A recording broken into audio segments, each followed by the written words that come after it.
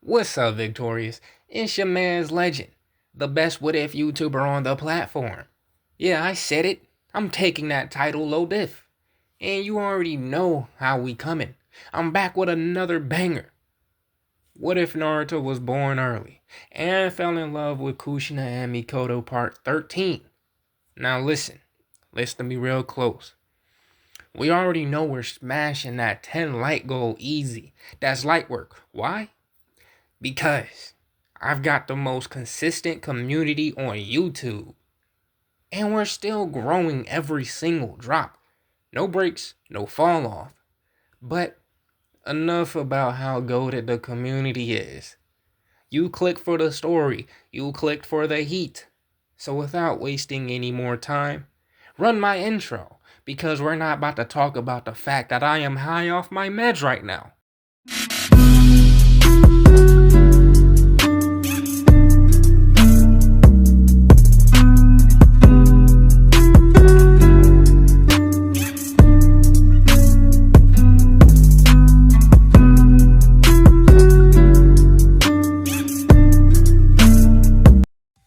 Naruto moved first.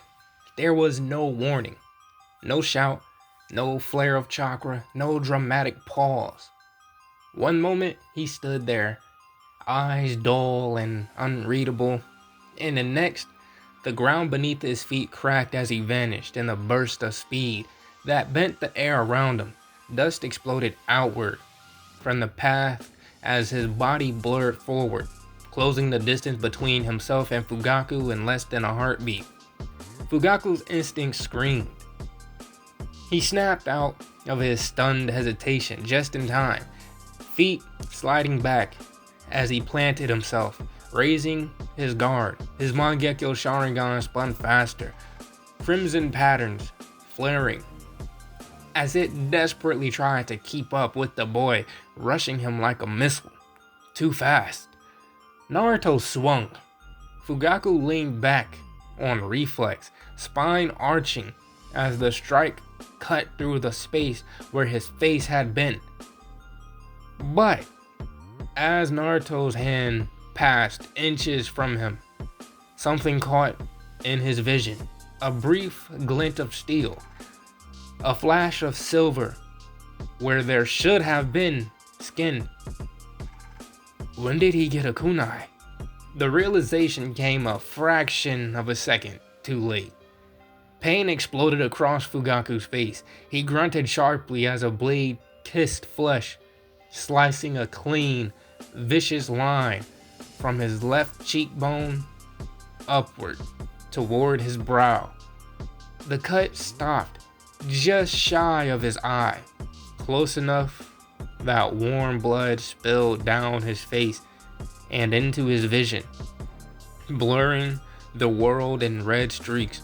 Fugaku staggered back, sandals scraping against the dirt as he glared at Naruto through the haze, shock giving way to fury. The boy hadn't overextended. He hadn't rushed blindly. The strike had been precise, measured, meant to maim, not kill. That realization unsettled him more than the pain. Growling low in his throat, Fugaku yanked a kunai from his pouch and snapped into motion. The moment Naruto's feet hit the ground again, the two collided. Steel rang out, kunai met kunai in a shower of sparks as they clashed, bodies twisting and shifting with lethal intent. Their movements were fast, too fast for civilians nearby to track clearly. Blurs of motion punctuated by the sharp clang of metal and the crunch of feet against packed earth. Kushina backed away immediately. Her heart pounded in her chest as she retreated several steps, instinct screaming at her to put distance between herself and the two shinobi, tearing into each other. She knew better now. This wasn't a scuffle she could interrupt. This wasn't anger that she could be shouted down or bodies she could physically pull apart. This was a fight, a real fight. And if she stayed, if she hesitated, someone was going to die. Grinding her teeth, she turned and ran. Naruto and Fugaku fought viciously. Fugaku attacked like a cornered animal, dirty, aggressive, seizing every opening, every half-second lapse with ruthless optimism.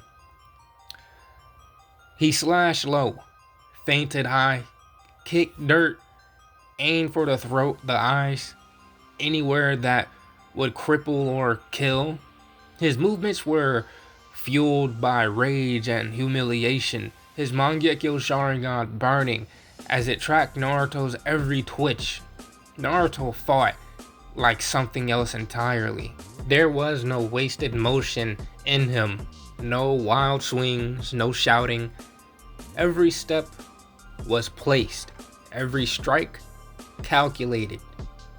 He redirected blows rather than blocking them outright, turned his body just enough to let attacks slide past before countering with sharp, efficient strikes meant to disable. His breathing was steady, controlled, as if this were nothing more than another battlefield. Sparks flew as steel scraped steel. They locked together suddenly, kunai crossed, forearms braced as their strength collided. The sound of straining muscles filled the air as they leaned into each other, sandals digging furrows into the dirt. Fugaku glared down at him. Naruto looked back up, and something in that look made Fugaku's blood run cold.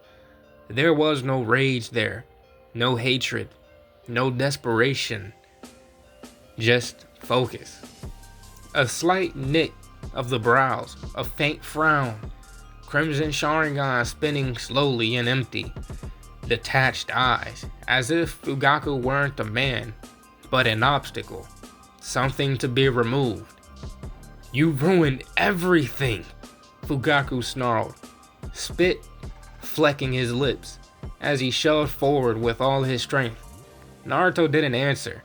He shifted his weight and suddenly dropped, kicking Fugaku's knee out from under him while slipping past a retaliatory strike. His fist came up hard and fast, smashing into Fugaku's mouth with a sickening crack. Fugaku let himself fall. It was deliberate. He hit the ground and rolled, coming up in a crouch as his free hand scooped up a fistful of dirt. With a sharp flick of his wrist, he hurled it straight into Naruto's face. Naruto hissed sharply as grit filled his eyes, vision going white and burning as he instinctively raised a hand to wipe them clear. That was all Fugaku needed. He surged forward, kunai flashing as he unleashed a flurry of wild, desperate swings. Naruto twisted and dodged as best he could, movements suddenly imperfect as he blinked through the pain. One blade caught the side of his neck, slicing shallow but fast. Another nicked his stomach, drawing blood through the fabric. Naruto growled low in his throat and lashed out with a kick that slammed into Fugaku's chest, sending him skidding backward. Before Fugaku could recover, Naruto raised his left arm. Something moved. A raken shot forward from Naruto's sleeve like a living arrow, the pointed-nosed viper striking toward Fugaku with terrifying speed. Fugaku reacted on instinct, snatching the snake mid-lunge and clamping his hand around its neck. He froze, staring at the coiled creature in disbelief. What the hell? Naruto was already moving. He slipped inside Fugaku's guard and sliced once, clean and precise. Fugaku screamed as the tendons in his arm were severed, the limb going limp, going slack instantly. His kunai clattered to the ground as his grip loosened. Naruto didn't hesitate. He went for Fugaku's throat. A powerful kick slammed into his side out of nowhere, sending him flying backward. Naruto crashed into the side of a nearby building with bone-rattling force, the impact knocking the breath from his lungs as plaster cracked around him and dust rained down. "Both of you stop Right now. The voice thundered through the street like a command carved into the world itself. Hiruzen Sarutobi stood at the edge of the chaos, eyes sharp and furious beneath his hat. Anbu shadows flickered into place around him, sealing off the area in an instant. Hiruzen's gaze snapped to Fugaku, bloodied, breathing hard, still holding the viper by the neck with his uninjured hand. Naruto, the Hokage said sharply, get your snake before it kills my shinobi. Naruto forced himself upright, chest heaving.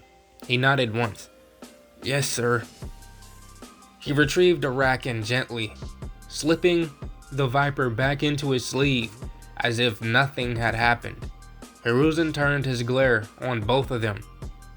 This ends now, he said, voice cold and absolute. Fugaku, go get yourself patched up. When that's done, both of you will report to my office. You will tell me exactly what happened. Neither of them argued, but the damage was already done, and Konoha would feel the consequences. Time skip. 2 days later. Naruto Uzumaki Uchiha woke. It was sudden and sharp, his body jerking upright as instinct surged through him. His breath came fast as his Sharingan flared to life, Crimson Tomo spinning while his eyes swept the darkened bedroom. Years of training and experience told him something was off. Someone was moving inside his house. Naruto stilled, listening carefully. The sounds were not stealthy. There was no attempt to mask footsteps or suppress chakra.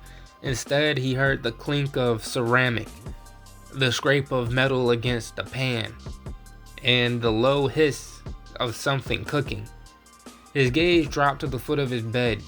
Chevrolet curled there, her massive black form relaxed, head resting on her paws. One amber eye opened briefly to regard him before closing again. She had not moved to alert him. That alone told Naruto everything he needed to know. Whoever was in his kitchen was someone he trusted. Naruto swung his legs over the side of his bed and stood, a dull pull tugging at the stitched wound across his abdomen, but he ignored it. Pain had long since become background noise to him. Barefoot, he moved quietly down the hall toward the source of the noise. The smell reached him first. Warm rice, butter, and richly seared beef filled the air. When Naruto stepped into the kitchen, he stopped. Mikoto Uchiha stood at his counter as though she belonged there. She wore a fitted black t-shirt that hugged her figure comfortably, black leggings, and pink slippers that contrasted softly with the darker tones of her outfit. An apron was tied around her waist, and her long black hair fell freely down her back as she plated food with careful precision. She was smiling. It was not a polite or restrained expression, but a gentle one, something that was genuine, filled with warmth and quiet happiness. When she turned and saw him, her smile widened immediately. Relief and joy flickered across her face. Then her eyes dropped. The color drained from her expression. Holy fuck, Mikoto said under her breath.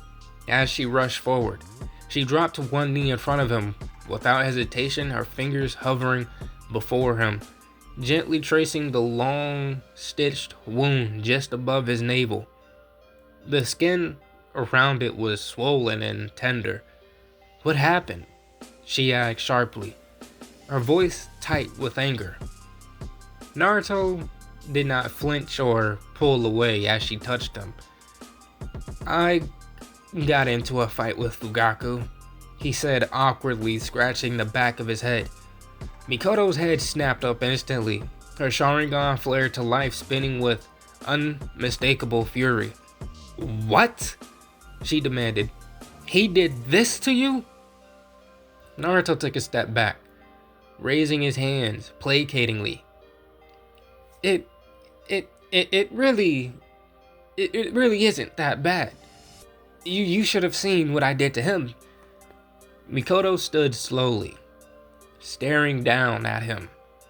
He was 14 years old, still growing, still healing, and already carrying wounds that would haunt most grown men. She did not know everything he was capable of, but she knew enough to understand that his words were not empty bravado. Naruto forced a laugh. Besides, I doubt he wants another fight anytime soon, especially not with the woman he's supposed to marry. The moment the words left his mouth, something twisted painfully in his chest. Mikoto noticed immediately. She shook her head. "That's actually why I'm here." Naruto blinked. "What do you mean?" Mikoto looked at him. "I'm not marrying him anymore," she said quietly. He stared at her in shock. Mikoto looked away, her cheeks coloring as she fidgeted with the edge of her apron. "I told my father that that you and I," she swallowed, "that I was in love with you." Silence stretched between the two of them. He called off the engagement," she continued softly. "He said that I could pursue you." Naruto was still processing her words when a sharp knock echoed through the house. Relieved by the interruption, he turned toward the door. "1 second. I'll see who that is." Mikoto nodded quickly and returned to the counter, removing her apron. Naruto opened the door and was immediately pulled into a tight embrace. "It's good to see that you're still on your feet," Kushina Uzumaki said warmly. She released him and immediately noticed the plate in his hand. "Wow, Wagyu beef over fried rice? That looks incredible. I hope you made more than one serving." She stepped inside without hesitation, dressed casually in a t-shirt and dark blue shinobi pants. Naruto opened his mouth to warn her, but it was too late. Kushina stopped mid-step and mid-sentence when she saw Mikoto in the kitchen. "I picked up this medicine that's supposed to help with swelling and infect." Her expression hardened instantly. Mikoto met her gaze calmly, sliding the apron off and folding it neatly. She looked entirely unbothered. The air between them crackled. "Naruto Uzumaki," Kushina said coldly. "Why is she here?" Naruto sighed. "She was here when I woke up." Kushina turned sharply toward him. "What do you mean she was here when you woke up?" Before Naruto could respond, Mikoto spoke calmly. "I didn't stay the night. I snuck in early this morning. I wanted to surprise him. The previous day I was dealing with clan meetings with my father over a decision we made." Kushina's glare didn't soften. Naruto felt his irritation rise, his Sharingan spinning openly now. "Enough of this," he said sharply. "We are not doing this." He set his food down, grabbed Kushina and Mikoto by the wrist and led them toward his bedroom. "This is ridiculous," he said flatly. "You were best friends before me. Now you act as though you hate each other." He pushed them into the room and pointed toward the door. "Sheva, out." The wolf rose immediately and padded past him without hesitation. Naruto shut the door firmly and sat with his back against it, blocking their escape. You two are not leaving, he said evenly, until you fix this.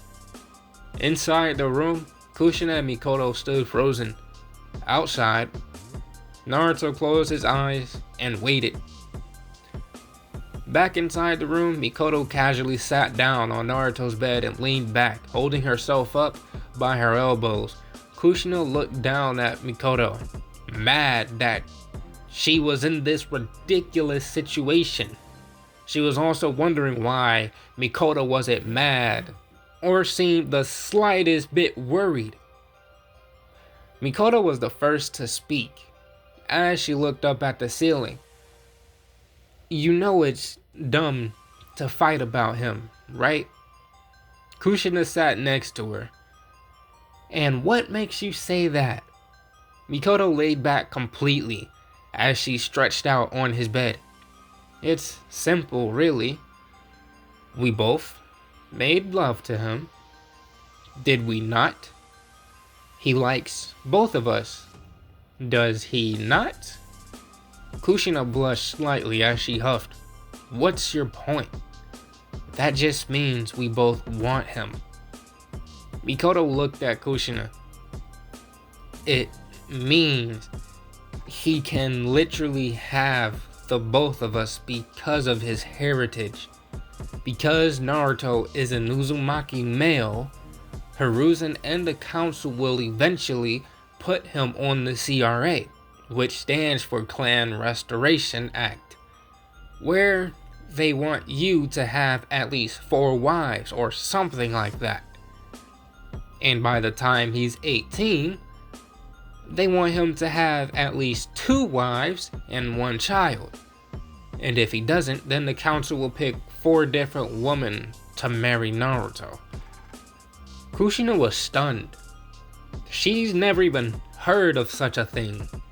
Part of her thought Mikoto was lying, but Mikoto said it like it was a fact. And what makes you think you can even marry Naruto? You'll be married to Fugaku by then. Mikoto chuckled. Kushi-chan, why do you think me and my father were in meetings all day yesterday? My father called off the engagement because I told him that I gave my virginity to Naruto and that I love him. When Mikoto said that, everything began to make sense to her. That was why Fugaku suddenly attacked Naruto. Mikoto then sat up and scooted closer. So, do we really have to keep being petty and fighting over Narukan? Kushina sighed, feeling stupid. I guess not. Mikoto smiled. Great. So what exactly happened with Naruto and Fugaku? Kushina smiled as she looked at Mikoto. Well, obviously Naruto won by a large margin. If I'm being honest, he kinda made Fugaku look like a child. The two of them giggled as Mikoto spoke. Really? Fugaku used to always brag about how good he was. I guess he had me fooled. Kushina laughed. No, Fugaku fought dirty and he still lost. On the first hit, Naruto sliced his face open from his cheek right next to his eye.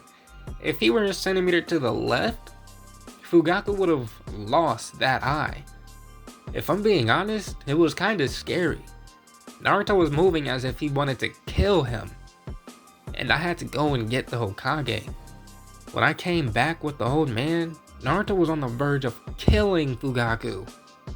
Mikoto looked at Kushina stunned. Really? He's that strong at 14? Kushina looked at Mikoto as if she were dumb. Miko, Naruto has been on his own since he was like 4 or 5 or something like that. And how he described his life after that?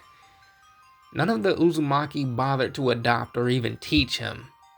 His parents did something that broke all trust and nearly cost them the alliance with the Leaf.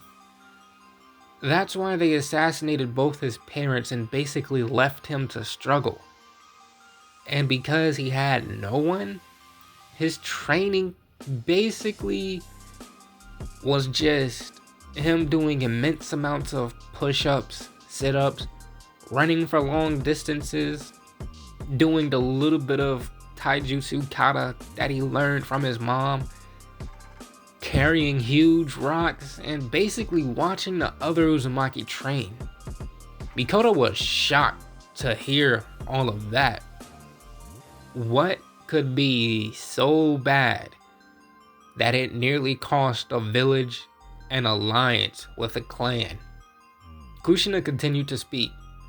Why do you think whenever Naruto feels troubled or doesn't want to deal with something, he runs into the forest and immediately starts driving his body into the ground with hundreds of sets? That's why his body is so perfect at 14. When he's not even done growing or maturing. Both girls started giggling perversely as they imagined Naruto's well-sculpted body. Without a doubt, Naruto had the best body in the village. Pause. And with how hard he trained, he had the best stamina, or pretty close to it. As they giggled, Naruto opened the door as they looked up at him. Are you two done? Mikoto flipped her hair with a hand as she looked over Naruto's shirtless form. Obviously. Naruto then entered the room and grabbed the shirt. Good, because the old man wants me in his office to finally talk about the fight and what happened. Scene change. Hiruzen's office. The door to the Hokage's office closed with a muted thud, sealing the tension inside like smoke trapped beneath glass. Fugaku Uchiha stood near the center of the room, rigid and furious, his injured arm secured in a sling and wrapped in a fresh cast. Thin, precise stitches traced a brutal line across his face, running from his cheekbone toward his brow. An unmistakable reminder of how close he had come to losing an eye. His remaining visible eye burned with resentment as it followed the figures entering behind him. Naruto stepped in first, his posture straight but guarded. Kushina followed closely at his side, her hand hovering near his sleeve, as though ready to restrain him at a moment's notice. Mikoto entered next, her expression calm on the surface, but sharp beneath, and Sheva brought up the rear, silent and observant. Hiruzen Sarutobi sat behind his desk, fingers steepled, pipe resting unlit beside him. His gaze moved slowly between the two shinobi who had nearly torn the street apart.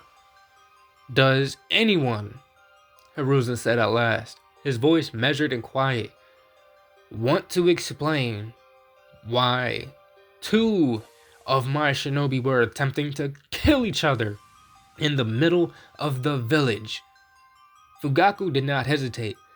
Because that boy, he snapped, jerking his chin toward Naruto, interfered in Uchiha clan affairs. He involved himself in matters that were not his to touch. He humiliated me before my clan council, undermined an arrangement that had already been decided, and inserted himself where he did not belong. Mikoto's composure cracked. She stepped forward, eyes flashing as she glared at Fugaku. You speak as though I'm property, she said coldly. I am not. If there was ever an engagement, consider it ended. Fugaku turned on her, his expression twisted with contempt. You forget your place, he growled. Women are meant to listen during matters of consequence, not speak. Naruto moved before Kushina could stop him. I beg your pardon, he said, his voice low but edged with something dangerous. Kushina caught his arm immediately, gripping tightly, her expression tense as she shook her head once. Hiruzen exhaled slowly and leaned back in his chair. I see, he said. That explains quite a lot. His eyes returned to Fugaku. However, your reasoning does not justify attacking another of my shinobi. From what I understand, you never informed Naruto that Mikoto was promised to anyone. And even if he had, Mikoto's father is the head of the Uchiha clan. That responsibility falls to him, not you. Fugaku clenched his jaw. And more importantly, Hiruzen continued, Mikoto clearly made her own choice. I will not punish you formally, Fugaku. This is only because I know your clan will address this matter internally. The words were calm, but the dismissal was absolute. You may leave. Fugaku's good hand curled into a fist. He held Hiruzen's gaze for a moment longer, then turned sharply and exited the office without another word. Silence followed. Hiruzen turned his attention to Naruto. You were defending yourself, he said evenly. But if this happens again, do not attempt to kill one of my shinobi, especially not with the council watching me as closely as they are. They would seize any excuse to move against you. Naruto nodded once. Understood. It will not happen again. Hiruzen's gaze drifted to Kushina and Mikoto standing behind him. A knowing look crossed his face. You two already understand, don't you? He asked. Kushina smiled faintly. Mikoto let out a quiet giggle. Naruto frowned. Understand what? Hiruzen chuckled and reached for his pipe, retrieving a tightly rolled bundle of unusually fragrant leaves from his desk drawer. Nothing official can happen until he's 16, Hiruzen said lightly. So I suggest a certain degree of restraint. Both girls flushed instantly. Naruto, meanwhile, looked entirely lost. Moments later, they were dismissed. When the office finally emptied, Hiruzen packed his pipe and lit it. He took a single puff and immediately coughed, eyes watering. Damn, that is different, he muttered. His eyes slowly reddened as he took another draw, his shoulders easing as the tension of the day finally loosened its grip. But guys, I'm going to end it off right there. If you guys enjoyed the video, make sure you hit that like button, subscribe while you're at it. Remember, the like goal for this video was going to be 10 likes. And bro, who knew that Hiruzen would be getting high, dealing with all these people? But I'm out. I'll see you guys in the next one. Stay blessed, fam.